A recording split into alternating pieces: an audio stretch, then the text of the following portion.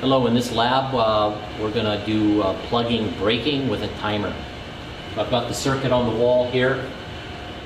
So we've got just a basic stop-start circuit for the forward contactor, but it is a reversing contactor. We've got our electrical interlocks and we've got our mechanical interlocks to prevent them from coming on at the same time.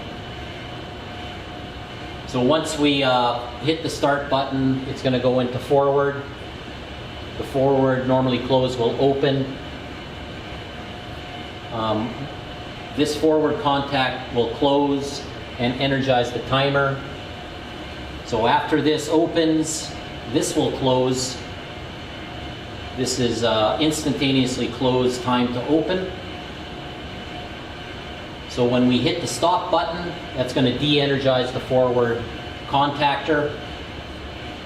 This contact is closed at this point, and then this contact will close and it will put it into reverse. We've set the timer at about 7 seconds. We don't want to set it too long so that the motor goes into reverse, but we want it long enough, set long enough that it comes to a complete stop or almost a stop. Okay, let's go give it a try.